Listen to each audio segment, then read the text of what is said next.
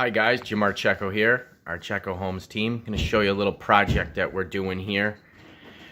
We are going to take this wall out. We already have stripped the drywall. We have found some electric in it and some plumbing that we're going to have to move. So we're going to take this wall down and open this kitchen up into this dining room. So you may ask yourself, how do I know if this is a load-bearing wall or not, and can I take it down, and what should I do? This is an interesting circumstance here. It's all been figured out by an architect. You always want an architect to take a look at your stuff before you start taking walls down.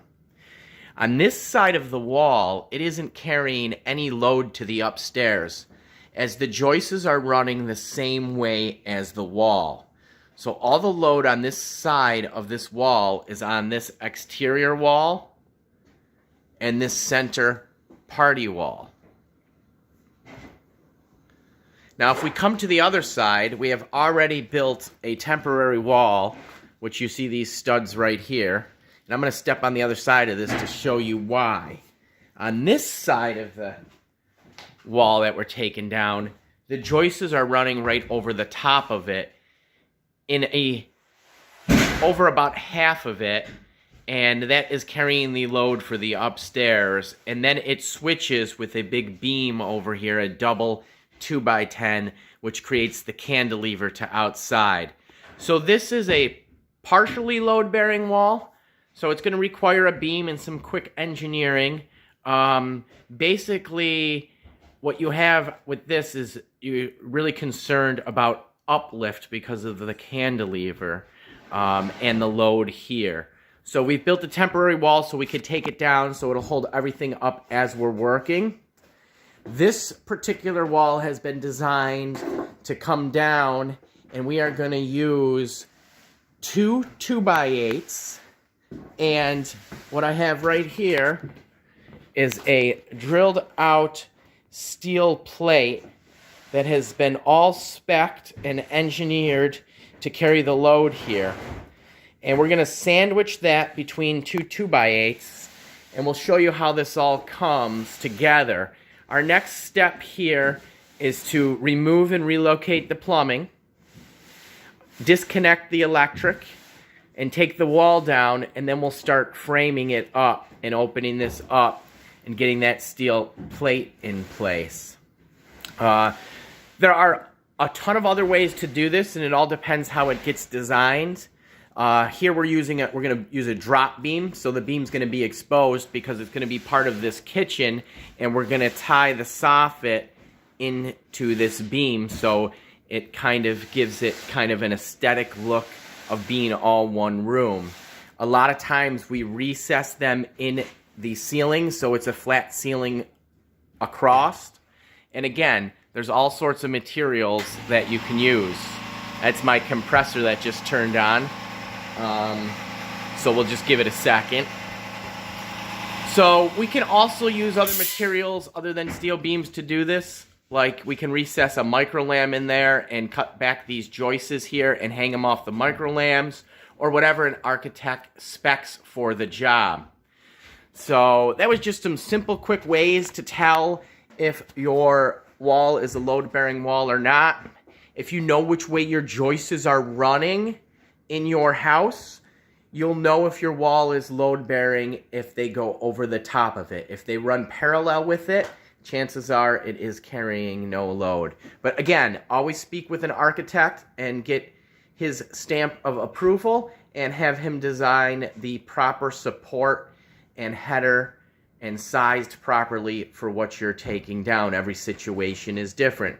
So as we go through this process here, I'll take a few videos here to walk you through it so you can see how this wall comes down and opens this going to be kitchen into this going to be dining room here, and we'll get it all opened up for you and show you as we go our process and steps. Like I said, we stripped the drywall already.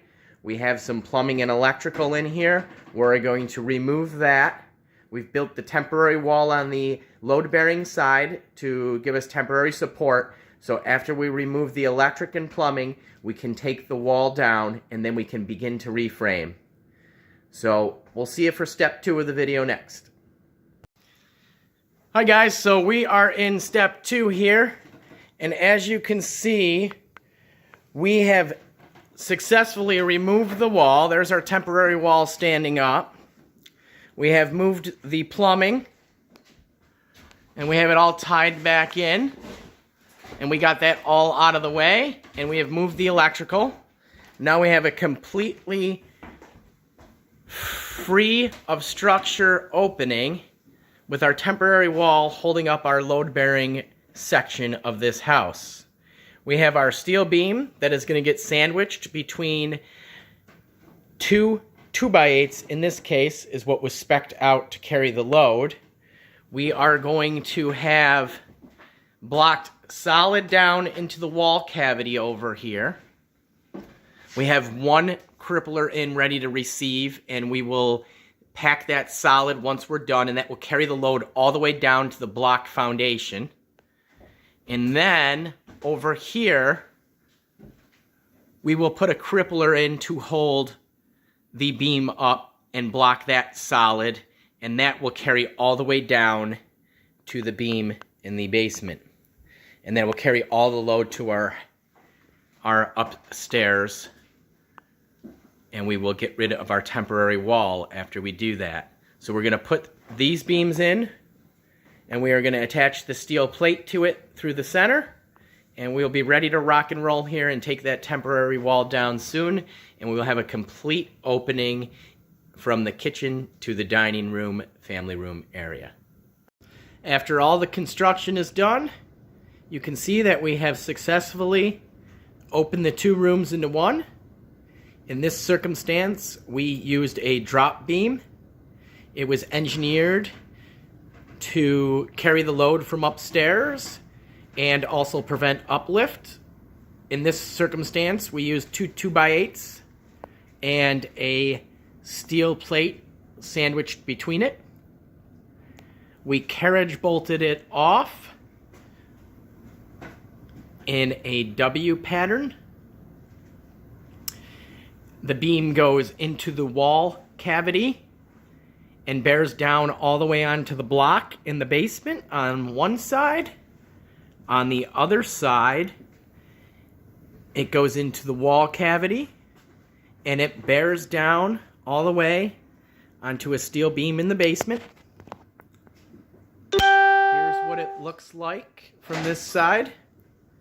So now we have successfully opened these 2 rooms up into one, which is going to be an open kitchen dining area in this circumstance. If you got that wall in your house and you're looking to take it down, or if you're looking to buy a house and may want to take a wall down, give us a call. We can help you out and see if we can make your dream room come true.